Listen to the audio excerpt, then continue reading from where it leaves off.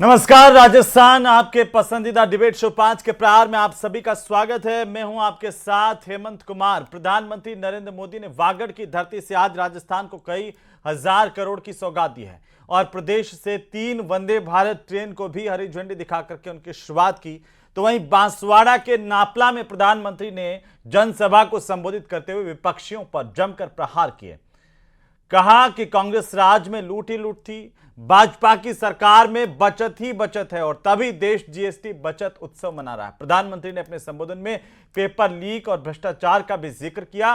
कहा कि कांग्रेस की सरकार में राजस्थान पेपर लीक का सेंटर बन गया था, जल जीवन मिशन भी भ्रष्टाचार की भेंट चढ़ गया था। प्रधानमंत्री ने कहा कि महिलाओं पर अत्याचार चरम पर था, बलात्कारियों को संरक्षण दिया जा रहा था। तो वहीं नेता प्रतिपक्ष टीकाराम जूली ने पीएम के दौरे पर सवाल उठाए, मांग की कि यदि वास्तव में प्रदेश की जनता की चिंता होती तो ईआरसीपी को राष्ट्रीय परियोजना घोषित करना चाहिए था। साथ ही प्रधानमंत्री नरेंद्र मोदी ने कांग्रेस पर आदिवासियों के हितों को अनदेखी करने के भी गंभीर आरोप लगाए हैं। इसी मुद्दे पर आज करेंगे प्रदेश की सबसे बड़ी चर्चा। पहले रिपोर्ट देखिए।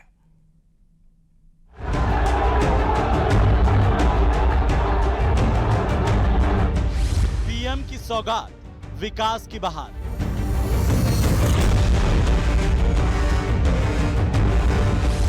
बीजेपी कर रही आदिवासियों का उत्थान, कांग्रेस ने किया बंटाधार। कांग्रेस ने आदिवासी समाज को हमेशा नजरअंदाज किया। ये भाजपा सरकार है जिसने आदिवासी कल्याण को प्राथमिकता देते हुए अलग मंत्रालय बनाया। जीएसटी बना वरदान, टैक्स का समाधान। साथियों, 2017 में हमने जीएसटी लागू करके देश को टैक्स और टोल के जंजाल से मुक्ति दिलाई। कांग्रेस ने बोला हमला, दांवों का निकला दम। मोदी जी आए थे। मोदी जी ने राजस्थान के लोगों से वादा किया था कि हरियाणा के बराबर डीजल पेट्रोल राजस्थान के अंदर होगा। वो वादा अभी तक पूरा नहीं हुआ।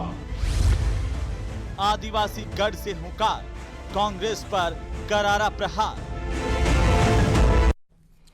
तो आखिरकार प्रधानमंत्री का महत्वपूर्ण दौरा और इस दौरे के मायने क्या हैं, इसको भी जरा समझेंगे। साथ ही साथ प्रधानमंत्री की तरफ से आज बड़ी सौगात दी गई राजस्थान की जनता को और विपक्ष पर कड़े प्रहार किए गए, उन पर भी बात करेंगे। हमारे साथ खास मेहमान जुड़ चुके हैं आज की चर्चा में।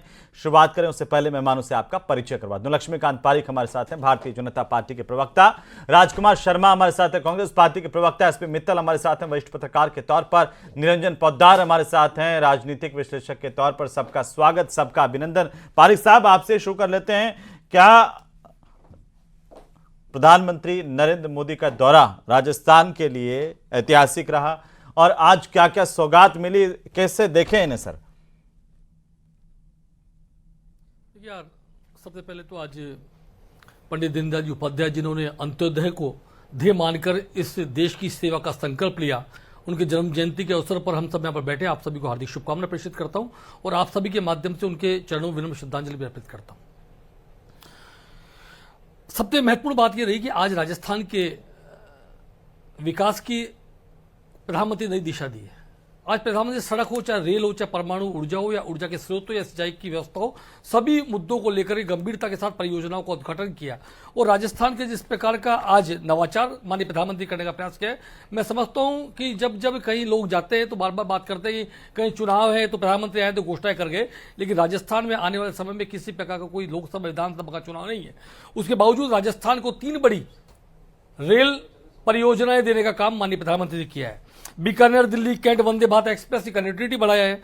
जोधपुर दिल्ली कैंट तक के वंदे भारत एक्सप्रेस राजस्थान नई रफ्तार देगी और उदयपुर दिल्ली एक्सप्रेस से राजस्थान की जनता को उत्तर भारत के अंदर मजबूत जुड़ा होगा।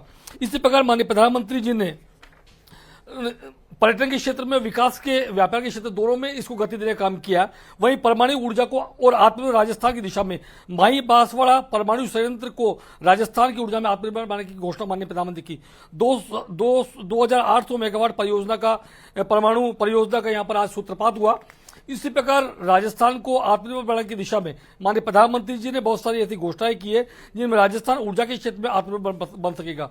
माही बांसवाड़ा परमाणु इसका ऊर्जा संयंत्र इसका आज अनूठा उदाहरण है।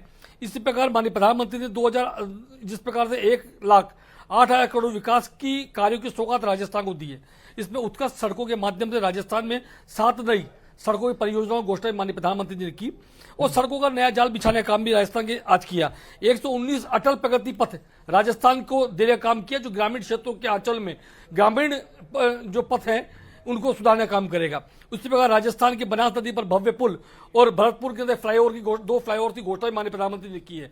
और मैं समझता हूँ राजस्थान के अंदर अटल जो प्रगति पथ है उन पर कुल 878 करोड़ रुपए की योजनाओं की माननीय प्रधानमंत्री ने घोषणा की है। और पेयजल और सिंचाई के राजस्थान के 15 जिलों को 5,884 करोड़ की पेयजल परियोजनाएं आज राजस्थान को माननीय प्रधानमंत्री दी है। ईसरदा बांध और धौलपुर लिफ्ट जैसी बड़ी योजनाओं को भी आज माननीय प्रधानमंत्री मंजूरी दी है। इससे किसान आत्मनिर्भर होंगे, हर खेत को पानी मिल पाएगा, ये माननीय प्रधानमंत्री घोषणा की है। मतलब राजस्थान के अंदर आज सिंचाई परियोजनाओं में कुल 2,365 करोड़ की योजनाओं का माननीय प्रधानमंत्री लोकार्पण किया है। सौर ऊर्जा हरित ऊर्जा के क्षेत्र में भी आज राजस्थान को कई सारी योजनाएं मिली है। राजस्थान को सौर ऊर्जा के क्षेत्र में अग्रणी करने के लिए माननीय प्रधानमंत्री घोषणा की है जी।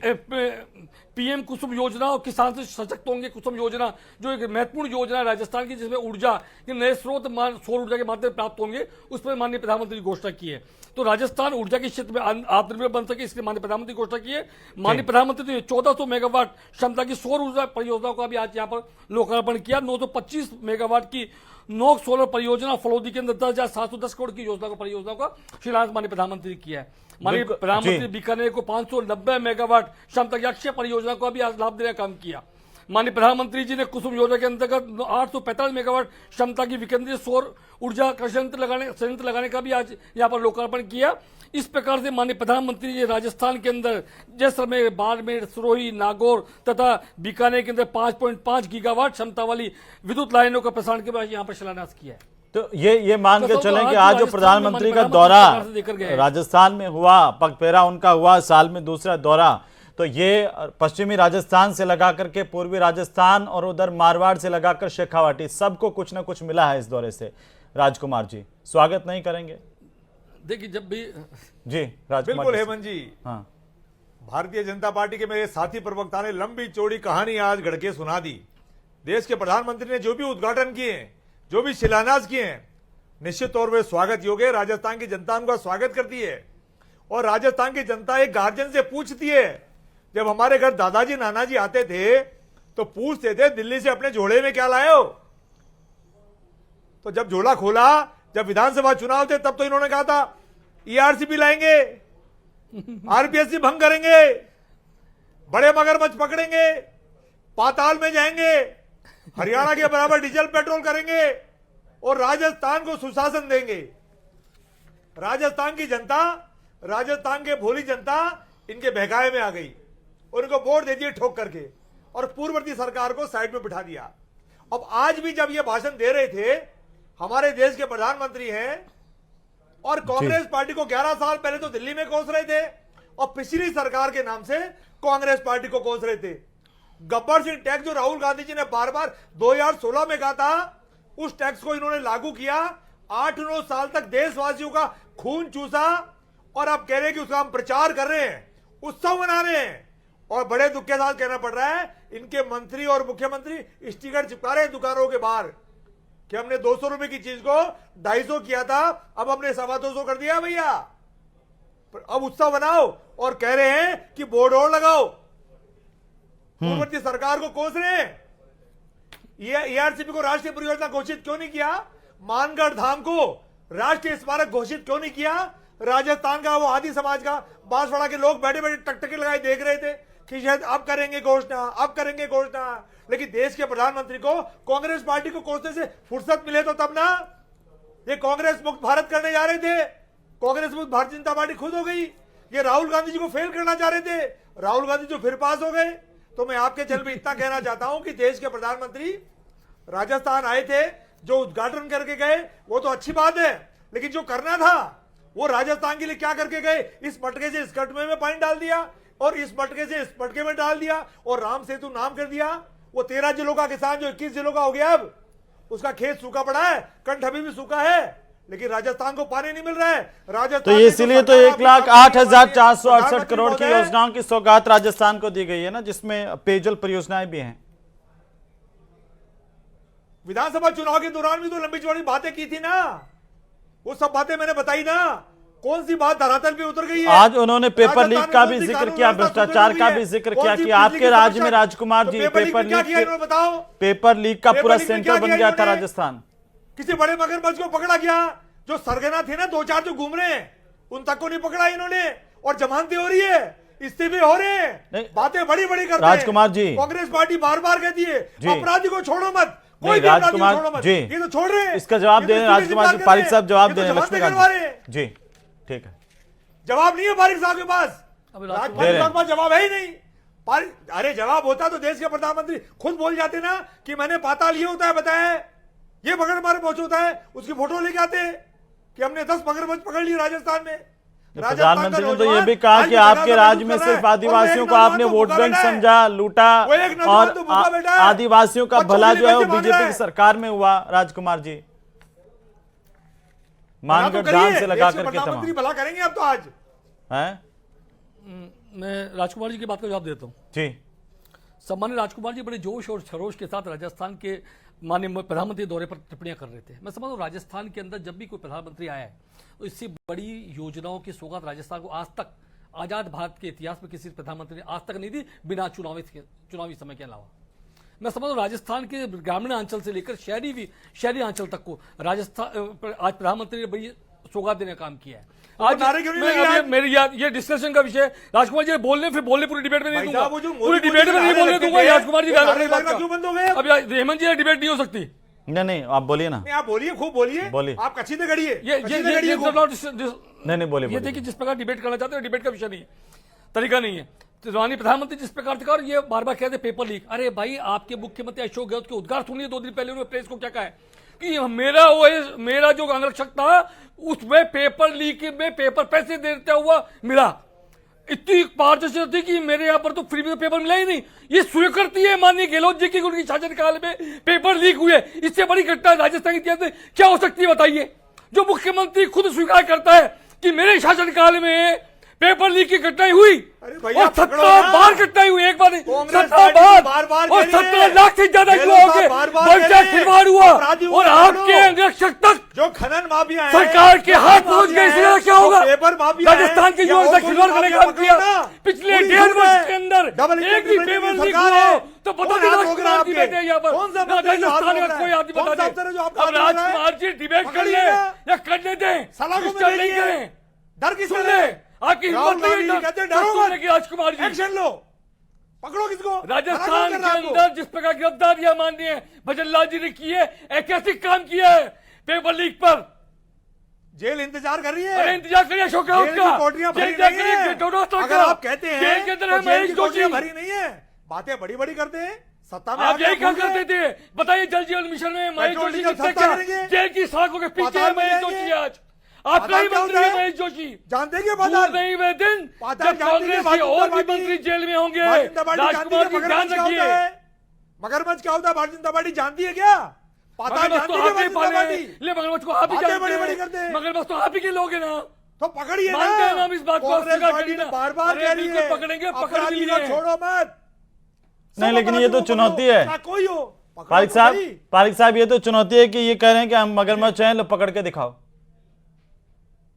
एक मिनट, आप ही के चैनल पर एक दिन इनके एक सम्मानीय प्रवक्ता थे, अन्य प्रवक्ता थे, गजब हो गया कि महेश जोशी को एक इनके सम्मानीय प्रवक्ता, एक मिनट जी आप एक बार सुन ले प्लीज हेमंत जी। एक बार इनके सम्मानीय प्रवक्ता थे, आप ही के चैनल पर डिबेट चल रही थी, उन्होंने कहा कि जल जीवन मिशन में यदि राजस्थान का पूर्व कोई मंत्री लिप्त तो गिरफ्तार करके दिखाए, और महेश जोशी गिरफ्तारी हुई कि नहीं हुई?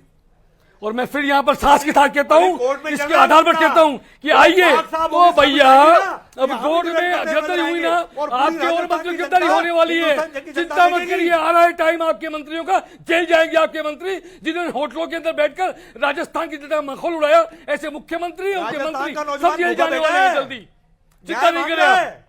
राजस्थान का नौजवान सड़कों पर न्याय मांग रहा है, आपके क्या खिलाफ करिए? मार रहा है राजस्थान का युवा, कांग्रेस आपके पार्टी खिलाफ करिए, खड़ा है। अपराधी पेपर लीक को कहां से छोड़ो किए? मत। 17 कार्रवाई करिए। लाख युवाओं के डर साथ किससे खिलवाड़ रहे? करने का राहुल इसने गांधी किया कहते डरो तो मत। अशोक गहलोत ने किया है। डर किससे रहे? अरे राहुल गांधी तो भैया मजाक डर करके बन किससे चुका रहे है। आप? क्यों उसका नाम लेके मजाक करते हो आप लोग? क्यों एजेंसियों का राहुल दुरुपयोग गांधी का करें? मतलब, राहुल गांधी मतलब क्या है? पेट्रोल डीजल क्यों नहीं है? विद्वान बनो, राहुल गांधी मत बनो। राहुल गांधी का मतलब क्यों नहीं समझ गए सत्ता होंगे के लिए आप। Petrol diesel? राजकुमार जी विद्वान हो, विद्वान ही बने रहो, क्यों राहुल गांधी मत परसेंटेज बनो लगा रहे भैया। हैं? राहुल गांधी ठीक है, मत बनो, ठीक है। राजकुमार जब जी पोद्दार विद्वान साहब, हो, पोद्दार साहब, आज देखिए गांधी प्रधानमंत्री मत जब वागड़ बनो। से संबोधित किया, आदिवासियों का भी जिक्र उन्होंने किया, भ्रष्टाचार का भी, पेपर लीक का भी जिक्र किया मस्खरे नाम देते और हैं राहुल गांधी का आजकल। कहा कि आदिवासियों को लूटने का काम किया, आदिवासियों की भलाई नहीं की कांग्रेस के शासन में और हमारे शासन में, चाहे मानगढ़ धाम हो, आदिवासी क्षेत्र में विकास के काम हो। उन्होंने इस बात का भी जिक्र किया, राष्ट्रपति के तौर पर द्रौपदी मुर्मू, आदिवासियों की बेटी, पहली बार इस सर्वोच्च पद पर पहुंची तो वो बीजेपी के राज में ही पहुंची। क्या एक संदेश मान के चल रहे हैं कि आप क्या संदेश वागड़ की धरती से आज प्रधानमंत्री देने में कामयाब रहे? देखिए हेमंत जी, आज की अगर आपके विषय की बात करूं तो यहाँ पे मेरे हिसाब से दो पहलू बनते हैं। एक पहलू इसका सामाजिक और दूसरा पहलू इसका राजनीतिक। अगर सामाजिक पहलू को हम देखें तो निश्चित रूप से आपको ये चीज दिखाई देगी कि जो पिछले 15-20 वर्षों के अंदर जो राजनीति के अंदर एक परिवर्तन आया है, विशेषकर आप ये समझ लीजिए भारतीय जनता पार्टी का जो वर्तमान नेतृत्व जिस तरीके से इन्होंने एक राजनीति का डिस्कोर्स चेंज किया है, उसके बाद में कहीं ना कहीं चाहे केंद्र में देखें तो राज्यों के अंदर देखें, कहीं ना कहीं आपको ऐसा लगेगा कि हाँ, वास्तव में जो हमारे नीति नियंता थे जिन्होंने हमें इस लोकतंत्र और जो हमारे को चुनावी पद्धति यानी कि जनता का शासन जनता के लिए जनता के द्वारा की जो अवधारणा थी, वो अवधारणा कहीं ना कहीं अब फलीभूत होती हुई दिख रही है। इसके अंदर चाहे आप राष्ट्रपति उपराष्ट्रपति के चुनाव हो, चाहे इसके अंदर आप ये देखें कि जिस तरीके से जो हमारे पद्म पुरस्कारों की घोषणा है, उनके अंदर एक समय था जब हम देखते कि पद्म पुरस्कार केवल और केवल लुटियंस जोन के लोगों के लिए उन्हीं के किस्मत में होता था। आज एक जिसको कहते हैं अंतिम व्यक्ति जो वास्तव में इस देश के उस पुरस्कार का अधिकारी है, वो पद्म पुरस्कारों का अधिकारी आज परम पुरस्कारों से लाभान्वित होता है। लेकिन अब इसमें समस्या दूसरी राजनीतिक ये है कि जिस तरीके से प्रधानमंत्री जी आकर के भाषण देते हैं और तमाम विकास योजनाओं की घोषणा करते हैं, 1,06,000 1,08,000 करोड़ रुपए की तमाम राज्यों के अंदर जाते हैं, राजस्थान आते हैं तो कहते हैं हमने 1,08,000 करोड़ रुपए की आपको परियोजनाएं दे दी, आपको ये कर दिया, लेकिन वो धरातल पे दिखाई नहीं देती। यानी कि उस अनुपात में, अगर उस अनुपात में दिखाई देती तो 11 वर्ष के अंदर हेमंत जी ऐसी चीजें हैं कि जो आपको अभी पैदल चलती हुई दिखाई, अभी वो आपको जवान होती हुई दिख जाती। और इसके अंदर सबसे बड़ी जो विडंबना है वो ये है कि अभी जैसे वर्तमान के अंदर जीएसटी का सरकार ढिंढोरा पीट रही है, पोस्टर लगा रही है, इतना इसको प्रचारित कर रही है, लेकिन आज भी कहीं ना कहीं आप जीएसटी को देखेंगे तो आपको लगेगा ये रिफॉर्म्स जिसको बता रहे हैं वो अभी भी अधिकारियों के द्वारा जारी किया एक डकवर्थ लुईस नियम है, जो प्रभावित पक्ष चाहे उसके अंदर छोटे और मझोले व्यापारी उद्यमी हो, चाहे इसके अंदर टैक्स एक्सपर्ट हो, या जो भी सिस्टम है वो सिस्टम आज भी इस मक्कड़ जाल में फंसा हुआ है। ये बात इसलिए कह रहा हूं क्योंकि अभी भी सरकार ये चीज क्लियर नहीं कर पा रही है। इनकी जीएसटी काउंसिल है या इनका वित्त मंत्रालय, आज जीएसटी को लेकर के, टैक्स को लेकर के भी प्रधानमंत्री ने बोला कि कांग्रेस के राज में कितना टैक्स लगता था एक वस्तु पर, और हम जब जीएसटी लेकर के आए तो उसका उन्होंने पूरा बताया विस्तार से कि उसके बाद कितना 100 रुपए की खरीद पर कांग्रेस में 31 रुपए टैक्स लिया जाता था,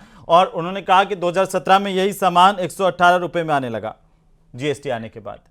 देखिए हेमंत जी, जैसे मैं अभी जो चर्चा कर रहा था, मैं दोनों सवालों का जवाब देता हूं। पहली बात, जो आज सरकार ने 5% जीएसटी कर दिया, आपको एक चीज का पता है कि जितनी भी 5% की आइटमें हैं, इनका रॉ मटेरियल यानी कि जो फैक्ट्रियां, जो उद्यमी ये आइटमें बनाएंगी, उनका रॉ मटेरियल सारा का सारा 18% के ऊपर है। अब आप ये सोचिए, एक व्यक्ति जो 18% पे परचेज करेगा और 5% पे बेचेगा, उसका जो 13% है वो हर महीने, यानी कि अगर किसी का 1 करोड़ रुपए महीने की परचेज है, 13 लाख रुपए सरकार की तरफ जमा होता चला जाएगा। वित्त मंत्री जी आज तक इस चीज को क्लियर नहीं कर पाई कि उस 13 लाख रुपए का वो क्या पारिक साहब करेंगे। जवाब दे रहे हैं उसका। पारिक साहब जी, पारिक साहब देखिए, मैं जिस प्रकार से एक मिनट हाँ बता रहा हूँ, सम्मानीय निरंजन जी शायद बैठे हैं, इन्होंने जिस प्रकार जीएसटी के मुद्दे को लेकर अन्य योजनाओं को लेकर बोला, मैं समझता हूं कि शायद मैं आपके ज्ञान पर प्रश्न खड़ा नहीं करता, लेकिन हो सकता है अज्ञानतावश ही आपने कुछ बोला हो। टैक्स एक्सपर्ट के यदि आप इस साल का जवाब देंगे तो टैक्स एक्सपर्ट इस समय खुश है, राजस्थान की जनता भी खुश है, हिंदुस्तान जनता भी खुश है। जिस प्रकार टैक्स के अंदर आज में प्राइम मिनिस्टर ने को बिल्कुल स्पष्ट के साथ कहा है कि जिस प्रकार से कांग्रेस के जमाने में 31% टैक्स चला गया था, वह घटकर 18% घटकर आज 5% हो गया है। जिस आपने 13% सक्लेशन की बात की, वह निश्चित रूप समावेशी होकर व्यक्ति को वापस मिलेगा और वापस मिलने के बाद जनता के अंदर उसका वो उत्पादक रूप में बढ़ेगा। जी, तो वो जनता के काम में आने वाला पैसा ही है। पोद्दार साहब, हाँ, हेमंत जी, ये अरविंद केजरीवाल की राजनीति के बाद में एक नई प्रकार की राजनीति चल गई। जनता बहुत खुश है, फलाना बहुत खुश है, टैक्स एक्सपर्ट बहुत खुश है। अरे भाई कहाँ खुश है? मैं आपको जवाब पूछ रहा हूँ, उस बात का जवाब दीजिए कि अगर मैं उद्यमी हूँ, मैं कोई चीज बनाता हूँ तो मैं समझता हूँ अरविंद केजरीवाल के बाद निरंजन जी जवाब अरविंद केजरीवाल दे सकते हैं, ज्यादा अच्छे थे, उनकी पार्टी के प्रवक्ता होते तो वो देते। मैंने बिल्कुल स्पष्टता के साथ अपनी बात का जवाब दिया। मैं समझता हूँ जिस प्रकार की आप बात कर रहे हैं ना, आप बात कर रहे हैं, न तो आप टैक्स एक्सपर्ट है और न बात करिए आप टैक्स पर कुछ जानते हैं। आपको शून्य जानकारी इसके बारे में, आप शून्य जानते हैं इसके बारे में, आपको एक्सपर्ट नहीं है, आपको जानकारी भी नहीं है और जानकारी पूर्णतः आपके पास अभाव है। समझता ये बात करें निकट पर बैठे, विशेषज्ञ के रूप में बैठे, विशेषज्ञ के रूप में बैठे हैं यहाँ पर, चर्चा करके तो देखिए, विशेषज्ञ के रूप में बैठे। मैं यही करूँ निरंजन जी, आप विशेषज्ञ के रूप में बैठे, विशेषज्ञ की बात करिए। ये 13% कहाँ जाएगा? ये जनता के काम आएगा कि नहीं आएगा? क्या पीएम के घर में जाएगा? बताइए ना आप इस बात को। हेमंत जी, ये देखो ये क्या कैसे उलझुल बातें कर रहे हैं। मैं इनसे उलझुल की बात आप कर रहे हैं। सरकार ने इस चीज को क्लियर कहाँ किया है कि कोई उद्यमी 18% पे मटेरियल खरीदेगा, 5% पे बेचेगा तो 13% जीएसटी पर डिबेट नहीं है आज, हमने जीएसटी पर इसमें बहुत चर्चा की है विस्तार से। वापस से प्रधानमंत्री के दौरे पर आ जाते हैं। मैं मित्र साहब आप ही के पास है कि प्रधानमंत्री का दौरा क्या मायने हैं? उन्होंने आदिवासी हितों की भी बात की है प्रधानमंत्री की तरफ से, कांग्रेस पर भी निशाना साधा। अब देखिए प्रधानमंत्री के दौरे से पहले राजकुमार रोध को देखे हैं, उन्होंने कहा कि भाई ये आप लेकर के तो आ रहे हो लेकिन आदिवासियों को मुआवजा नहीं मिल रहा, उनके स्वास्थ्य को लेकर के उन्होंने बात की, एक दिन पहले प्रदर्शन किया। कांग्रेस आज कह रही है कि अगर इतनी ज्यादा चिंता होती तो ये राष्ट्रीय परियोजना ईआरसीपी को घोषित करते। क्या मायने हैं प्रधानमंत्री के दौरे के? और जो प्रधानमंत्री ने कहा, चाहे वो आदिवासियों को लेकर के कहा, कांग्रेस को घेरा, या भ्रष्टाचार को लेकर के, पेपर लीक को लेकर के, टैक्स पर भी। जी देखिए हेमंत, मैंने प्रधानमंत्री जी का पूरा भाषण सुना और कुछ उसमें से मैंने पॉइंट नोट किए हैं जो मुझे लगता है कि क्या नाम से आपके दर्शकों को जरूर उनका पता होना चाहिए। और अभी चूंकि डिबेट भी ये प्रधानमंत्री के भाषण पर है तो मुझे लगता है कि प्रधानमंत्री ने जो बात कही उसी पर हमें चर्चा करनी चाहिए।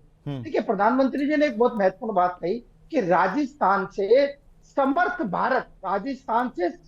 भारत दिखेगा, और इसीलिए उन्होंने कहा कि 90,000 करोड़, मतलब राजस्थान ही नहीं, राजस्थान, मध्य प्रदेश, कर्नाटक के कुछ राज्यों में 90,000 प्रोजेक्ट के क्या नाम से उन्होंने ये काम की शुरुआत किया, ये घोषणा की। मुझे लगता है अपने बड़ी बात है राजस्थान की धरती पर आकर ये कहा जाए कि यहाँ से मुझे क्या नाम से समर्थ भारत दिखेगा। जो मुख्य जो बिंदु रहे, जो कुछ आपने भी अभी यहाँ रखे, लेकिन एक तो उनका जो आदिवासी क्षेत्र का विकास की बात थी। देखिए प्रधानमंत्री जी ने बहुत महत्वपूर्ण बात कही कि ये पहली बार हुआ है जो हमने किसी आदिवासी महिला को राष्ट्रपति बनाया। और उन्होंने एक बात और कहा कि राष्ट्रपति जी के सुझाव पर ही हमने आदिवासी क्षेत्र में अति पिछड़े वर्ग के लोगों को योजना में शामिल किया है, और इसीलिए पीएम सूर्यघर योजना और कुसुम योजना का क्या नाम से देश में शुरुआत हुआ। लेकिन मित्र साहब, राजकुमार रोध तो कह रहे हैं कि न्यूक्लियर पावर प्लांट के प्रभावित लोगों को मुआवजा तक नहीं दिया, गरीबों का तो भला नहीं कर पाई सरकार। देखिए जहां तक मुझे लगता है कि ये जो मुआवजे का मामला है ये स्थानीय स्तर का मामला होगा और राज्य सरकार इसको जरूर को देखना चाहिए कि क्या नाम से राजकुमार रोध की क्या डिमांड है। लेकिन हमने देखा है कि जिस तरीके से आदिवासी क्षेत्र में राजनीति होती है उसको देखते हुए प्रधानमंत्री की सभा यहाँ पर हुई है। हेमंत, जो आपने कभी बात की थी टैक्स रिफॉर्म वाली, वो बात जरूर आपके दर्शकों को पता चलना चाहिए। राजस्थान की धरती से प्रधानमंत्री जी ने इस बात को बड़े प्रभावी ढंग से रखा कि जिस तरीके से ये कहा जा रहा है कि जीएसटी गब्बर सिंह टैक्स था, ये था, वो था, उसको लेके 2-3 उदाहरण। एक तो आपने 100 रुपए वाला साबुन पेस्ट वाला बताया कि कांग्रेस के शासन में 2014 में 31 रुपए का टैक्स लगता था, जीएसटी के बाद में 18 रुपए का हो गया और अब वो 5 रुपए का हो गया। इसी संदर्भ में एक उन्होंने जो कहा जूते चप्पल की यदि 500 रुपए की खरीद थी तो कांग्रेस के शासन में 75 रुपए का टैक्स लगता था, जीएसटी के बाद 2017 में 50 रुपए का टैक्स है और आज वो 15 रुपए का टैक्स है। इसी प्रकार जो सीमेंट का बैग है, पहले 300 रुपए के कट्टे पे 90 रुपए का टैक्स लगता था, जब जीएसटी आई तो 80 रुपए का और आज 50 रुपए का। मेरा ये कहना है हेमंत कि ये जो आंकड़े आज प्रधानमंत्री जी ने राजस्थान की धरती से रखे हैं जीएसटी रिफॉर्म के, और उसकी जो तुलना की है 2014 के जो कांग्रेस की शासन से, वो देश की जनता को पता होना चाहिए कि जीएसटी। राजकुमार जी इस पर कुछ कहना चाह रहे हैं? राजकुमार जी, आदिवासियों का कल्याण आप नहीं कर पाए, जीएसटी रिफॉर्म में भी आप पिछड़ गए। राहुल गांधी जी ने तो 2016 में ही कहा था गब्बर सिंह टैक्स है, तो उसका खुलासा कर दिया ना भारतीय जनता पार्टी प्रधानमंत्री ने। हमारी सुनी नहीं थी एक भी। जी नहीं, प्रधानमंत्री जी खुलासा कर रहे हैं, खुलासे को मान कौन रहा है? पोद्दार साहब कुछ बोल रहे हैं तो भारतीय जनता पार्टी को तकलीफ हो रही है। अगर पोद्दार साहब किसी विषय को समझते हैं, पर तकलीफ नहीं होती। वो समझा रहे हैं। क्या करो, राहुल गांधी को देखकर लोग वो जली में नमक डाल रहे हैं। मानता हूँ राहुल गांधी बन जाते हैं, भारतीय जनता पार्टी को तकलीफ हो रही है। बन जाते हैं राहुल गांधी। चलिए, बहुत शुक्रिया चर्चा में शामिल होने के लिए। प्रधानमंत्री का दौरा और इससे राजस्थान को अलग अलग हिस्सों को बहुत कुछ मिला है। 1,08,468 करोड़ की परियोजनाओं का और योजनाओं का शिलान्यास लोकार्पण प्रधानमंत्री की तरफ से किया गया। उम्मीद ये की जानी चाहिए, चाहे वो आदिवासी अंचल के विकास की बात हो या फिर राजस्थान के अलग अलग इलाकों के विकास की बात हो, ये योजनाएं धरातल पर दिखेंगी भी और लोगों को इसका फायदा भी मिलेगा। नमस्कार।